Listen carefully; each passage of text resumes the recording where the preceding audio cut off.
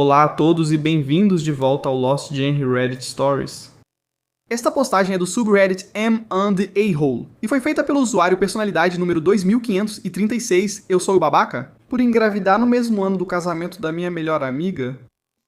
Oi pessoal, estou postando porque estou realmente confuso agora e tentando entender se eu realmente estou errado nessa situação.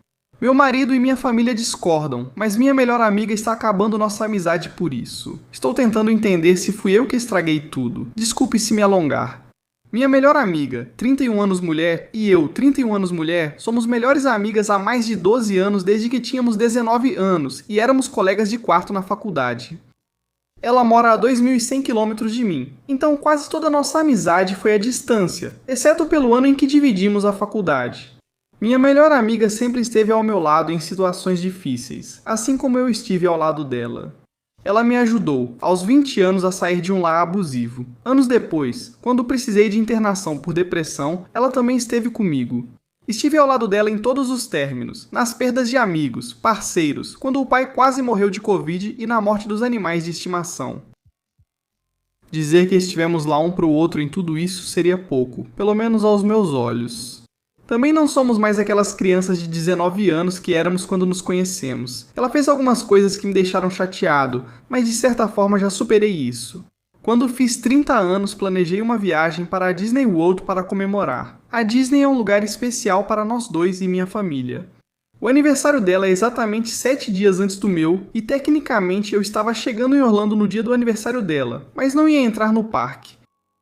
Não planejávamos nos encontrar nos aniversários. Quando contei a ela, meses antes, que passaria meu aniversário de 30 anos na Disney, ela chorou e basicamente sumiu por alguns dias enquanto tinha uma crise porque não conseguia lidar com o fato de eu ir para a Disney no aniversário dela. Como ela não tinha condições de ir, ela e o então parceiro, agora noivo, decidiram que a única maneira dela ficar bem com isso era estourar o limite do cartão de crédito e irem eles mesmos.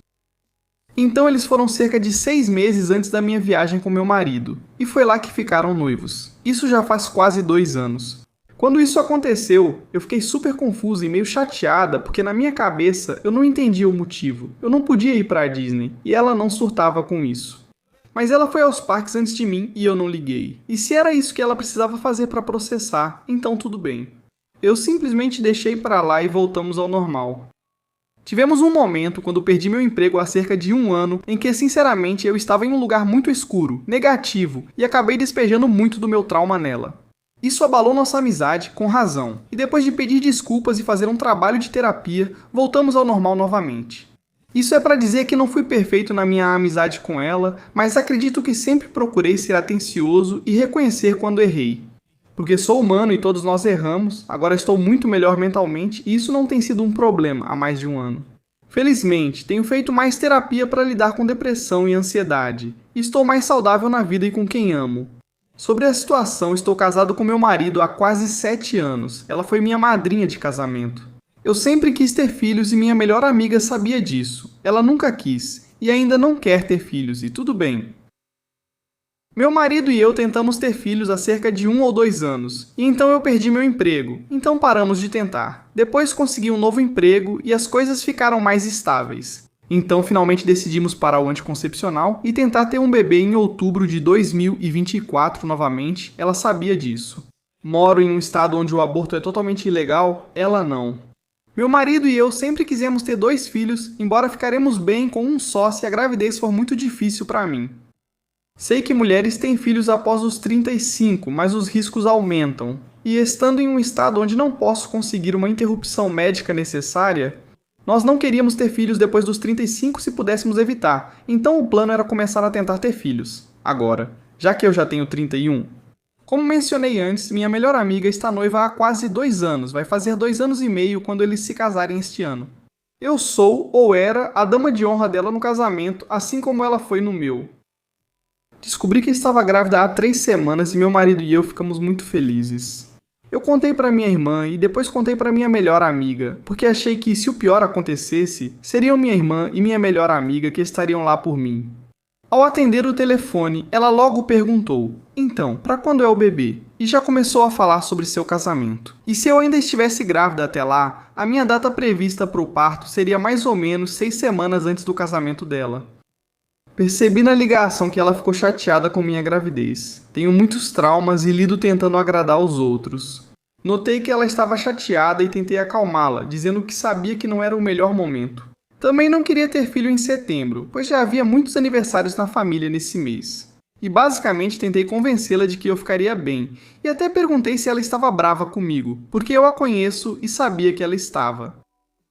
Enfim, depois daquela ligação, ela basicamente sumiu por 4 dias, não respondeu minhas mensagens e só respondeu o mínimo possível. 4 dias depois, ela finalmente pediu que eu ligasse para conversarmos.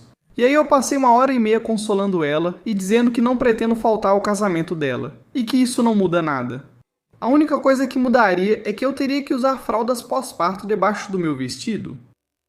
Não bebemos nem planejávamos uma festa maluca em Vegas para a despedida de solteira dela, então não via como eu. Estar grávida nessa época e já ter um bebê quando ela se casasse não mudaria muita coisa. Nós também temos uma família muito unida, então sabíamos que poderíamos contar com a família. Cuidar do bebê ou, Deus me livre, ir até lá e ficar com ele para que eu pudesse estar no casamento da minha melhor amiga. Como disse, não pretendia faltar. E eu praticamente tive que implorar para que ela entendesse isso e pedir desculpas por ter atrapalhado os planos do casamento deles. No dia do aniversário da nossa amizade, ela me mandou mensagem querendo outra ligação para conversar sobre isso, pois aparentemente estava bem. O noivo dela ainda não conseguia lidar com isso. Ela queria que eu falasse com ele e o ajudasse a se acalmar, como fiz com ela. Eu não queria. A reação dela inteira foi difícil e estressante. E eu não quero passar mais 1h30 consolando o noivo dela, que embora seja meu amigo, não é meu melhor amigo. Eu basicamente disse, não sei o que posso dizer para ele agora que já não tenha dito para você. Ela disse que achou que eu e meu marido não consideramos que o casamento dela seria em 10 meses ao decidir tentar. Disse que eu não estava sendo realista sobre ir ao casamento dela e que este ano é importante, mas muitos acham que gravidez tem mais peso que casamento. E ela não queria que as pessoas focassem só em mim e não nela. Basicamente, este ano deveria ser o ano dela, e agora que estou grávida, isso faz com que o ano não seja só sobre ela e coloca o casamento dela em risco. De alguma forma, eu realmente não entendo isso, já que não compartilhamos grupos de amigos e família, e eu nunca esperaria que ela pausasse a vida dela no ano em que eu tivesse um grande acontecimento na minha vida. Isso me deixou chateado porque ela queria que eu pausasse minha vida por 1 ano só pra ela e o noivo terem esse tempo juntos. Eu disse isso pra ela na minha resposta, que a reação dela me fez me arrepender de ter contado sobre a gravidez e, sinceramente, até de ter engravidado em primeiro lugar. E que eu moro em um estado onde é perigoso ser mulher e não é justo esperar que eu coloque minha vida em pausa. Disse que melhores amigas sempre compartilham grandes eventos na casa dos 30. Casam, têm filhos, mudam de emprego, mudam de casa, se divorciam, etc. Tudo ao mesmo tempo. E isso não diminui nem tira o valor uma da outra, e está tudo bem as duas poderem comemorar uma a outra este ano. Isso não tira o brilho uma da outra. Ela disse que precisava processar e não podia responder. Falei, tudo bem, dê um tempo, estarei aí 2 dias depois, sinto falta da Carrie. Acho que essa foi uma das piores experiências da minha vida, e ainda não superei isso. Eu choro pensando no bebê que perdi e no medo de nunca ter um bebê ou uma família no futuro. 2 semanas depois, é uma ferida que tenho certeza que sempre vou carregar comigo.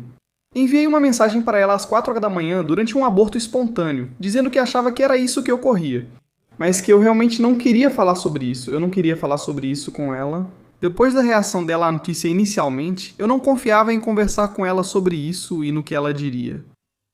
Talvez eu nem devesse ter falado nada, mas estava passando por isso de madrugada. Mandei mensagem para minha melhor amiga, que só respondeu às 2h30 no dia seguinte. Na minha opinião, a mensagem é bem genérica, dizendo basicamente, não sabia o que dizer, se você acha isso, então sinto muito. Não respondi para a maioria das pessoas. Naquele dia, estava sofrendo, chorando e com medo por mim, pelo meu bebê e minha saúde. Ela nunca mais perguntou como eu estava. Ela não me mandou mensagem depois para saber se eu e meu marido, que também é amigo dela, estávamos bem ou se foi confirmado. Nada, só aquela mensagem genérica, tipo, se isso estiver acontecendo, então sinto muito, e só. 3 dias depois, eu vou ao obstetra que faz um ultrassom e confirma meu medo. Eu sempre compartilhei nas redes sociais quando não estou bem, inclusive o que passei recentemente. Não era pra ela e não era sobre ela, era sobre mim, sobre ser honesto com o que aconteceu e mostrar que não é algo de que se envergonhar. Ela viu minha postagem, dá pra ver quem viu seus stories, mas de novo, nenhuma mensagem, ligação ou qualquer coisa pra saber como eu estava, nada. Agora, até hoje, já faz mais de 2 semanas que ela não disse uma palavra comigo. Conversamos todos os dias por 12 anos e de repente ela me ignora por 2 semanas, bem quando passo pela pior fase da minha vida. Hoje enviei uma mensagem dizendo: "Oi, não sei o que está acontecendo, mas seu silêncio de 2 semanas tem me deixado chateado. Dei tempo para você pensar e estou confuso com a demora, mas estarei aqui quando estiver pronta." Recebi uma resposta longa dela dizendo que não é responsabilidade dela lidar com meus sentimentos sobre minha gravidez. Ela não me procurou porque eu disse que não queria falar e me sentia sozinho. Mas que isso já não importa mais, porque eu sempre acabo me fazendo de vítima, e que ela está cansada e acabou. Agora eu estou completamente confuso. Eu não sei o que ela quer dizer quando fala que eu a manipulei, que eu a bombardei de amor, mimando ela sobre a minha gravidez para tentar acalmá-la. Ou que eu sou sempre a vítima e ela é a vilã. Eu realmente estou muito confuso e irritado. Eu estou manipulando? Eu errei em engravidar em primeiro lugar? Eu deveria ter mantido isso em segredo? Eu realmente não sei o que fiz de errado e sinto que preciso de opiniões de terceiros para me ajudar a enxergar a verdade. Eu sou o babaca? Bom, OP, antes de tudo, sinto muito pelo que você passou. Não consigo imaginar a tristeza que você está sentindo agora. Sinto muito de verdade.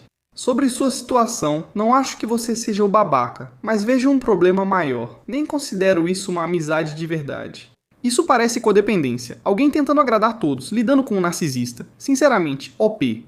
Acho que você precisa se afastar dessa amizade e talvez procurar ajuda profissional para te ajudar a lidar com todos esses sentimentos, porque não havia uma amizade de verdade ali. Também sugeriria contar mais com seu marido, que deve ser seu parceiro e melhor amigo. Apenas desista desse casamento e tente seguir em frente com a sua vida, com seus objetivos e realizá-los. Eu não acho que você deva gastar sua energia tentando manter uma amizade tóxica. O que vocês acham? Me contem nos comentários. E agora vamos ver comentários da comunidade de fora. Medicina 364 diz: "Você não é o babaca. Ela não é sua amiga. Amigos não se tratam assim. Um amigo de verdade ficaria feliz por você. Estando grávida, tudo o que ela se importa é com ela mesma. Eu sugiro que você não vá ao casamento dela e corte relações de vez com ela e com o marido tóxico dela. Pare de tentar agradar ela, crie coragem e se imponha. Não permita que as pessoas te tratem desse jeito", diz que o em 8602. "Você não é o babaca. Desde quando virar noiva significa que a vida de todo mundo precisa parar por 1 ano só para não tirar o foco da noiva? As pessoas engravidam, adoecem, se divorciam ou ficam noivas. Pelo que sei, a única regra é deixar tudo de lado no casamento e apoiar o casal. Ouço muitas histórias de noivas surtando porque a sogra começa a quimioterapia antes do casamento ou a irmã ousa dar à luz 1 semana antes. Não me entenda mal, um casamento é um evento importante na vida, mas ninguém tem o direito de exigir que o resto do mundo pare de viver no mês antes e no mês depois. Essa cultura tóxica precisa acabar." E temporário, Alfalfa 686 diz: "Não é o babaca. As pessoas não podem colocar suas vidas em pausa por causa dos outros. Eu costumava esperar pelos outros e sabe o que aconteceu? Nada." Bem, a comunidade concorda que o OP não é o babaca. Então agora vamos passar para a atualização, 1 ano após a postagem original, para ver como o OP está indo. Já faz mais de 1 ano desde que tudo aconteceu, desde a noite em que postei e enviei minha mensagem final para ela dizendo isso. Eu estava chateado com a forma como estava sendo tratado e estava aberto a tentar resolver isso juntos. Antes do casamento, ela me bloqueou em todas as redes sociais e em qualquer lugar possível, até mesmo na conta dela do Steam. Na verdade, eu nem sei se minha mensagem chegou, para ser sincero, porque nós dois temos iPhones. Minhas mensagens enviadas sempre ficavam azuis, mas aquela nunca mudou de preto para azul. Então talvez ela tenha me bloqueado na hora, eu realmente não faço ideia, mas ela me bloqueou em tudo, parou de falar comigo imediatamente e simplesmente sumiu. Desde então, o medo dela de que minha gravidez me fizesse perder o casamento dela se tornou realidade. Porque eu não falo com ela desde janeiro de 2025, ainda penso nela com frequência. Ainda sinto uma tristeza intensa e sentimentos confusos, mas essas ondas ficam menores e mais fáceis de lidar a cada dia.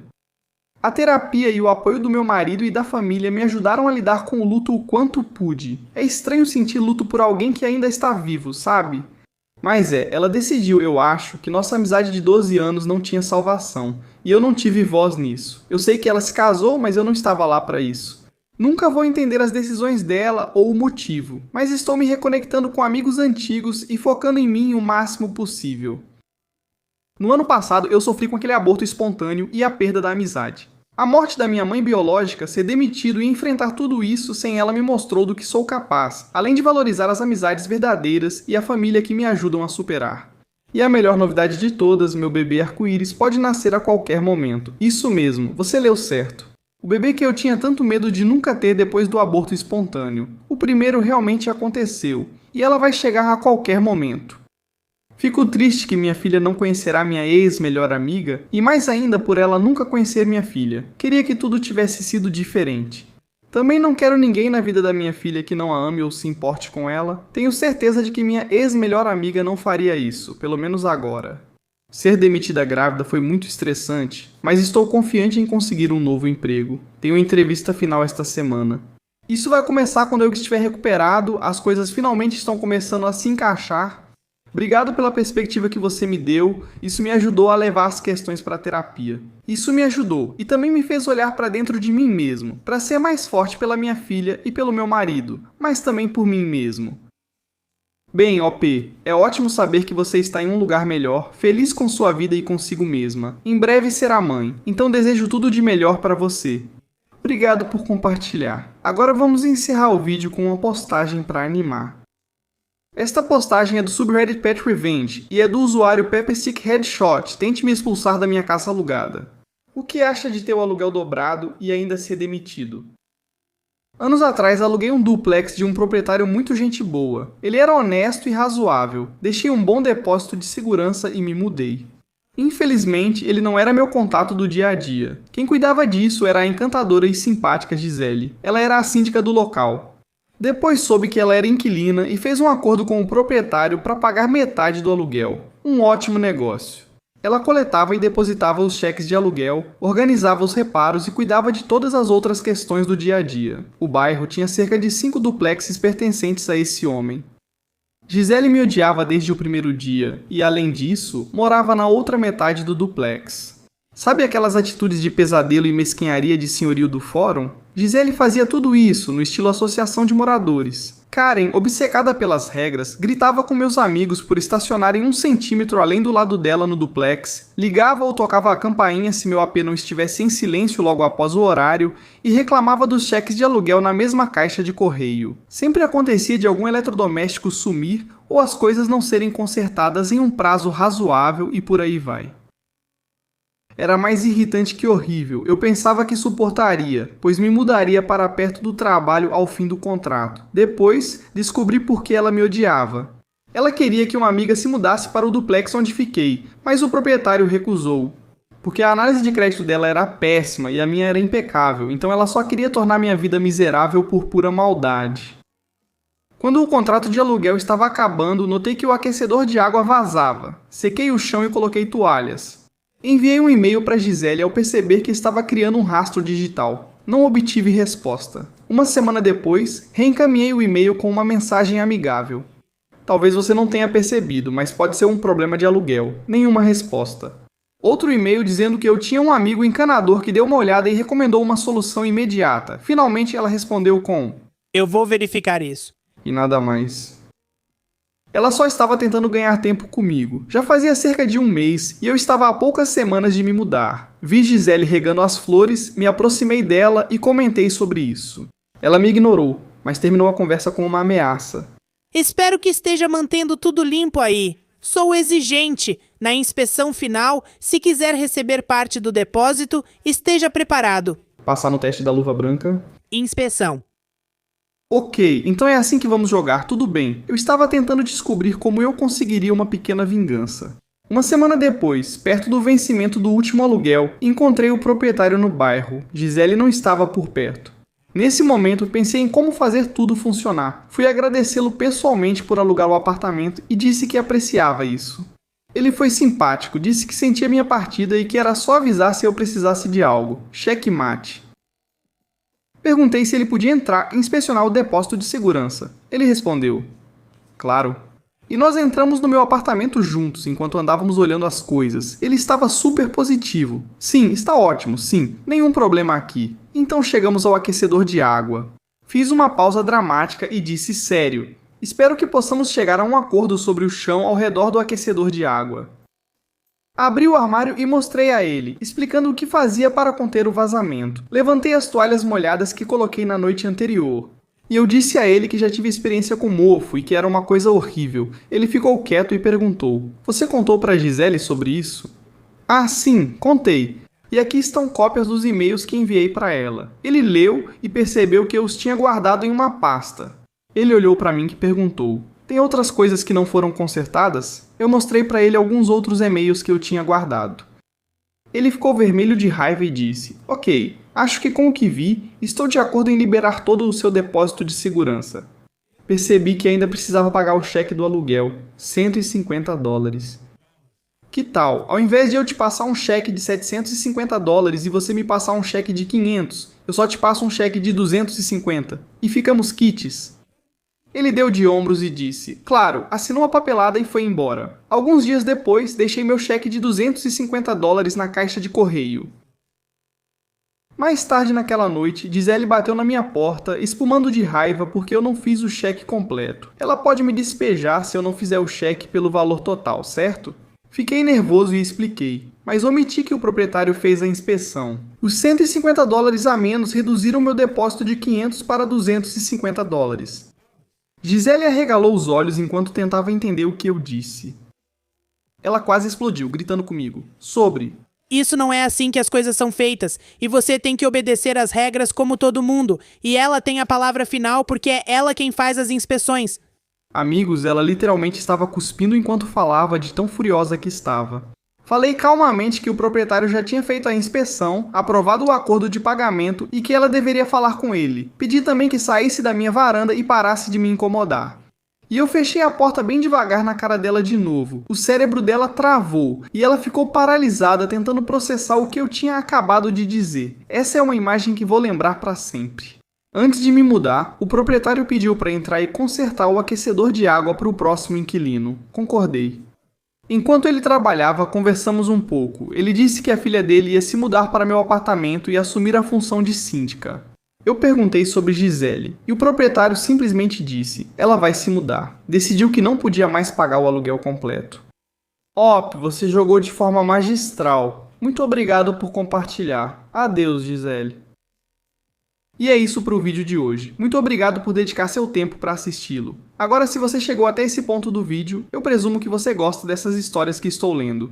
Então aqui estão mais algumas que você pode gostar. E se você não tiver tempo para assistir outra história agora, salve para mais tarde. E também, não se esqueça de clicar no botão de inscrever-se.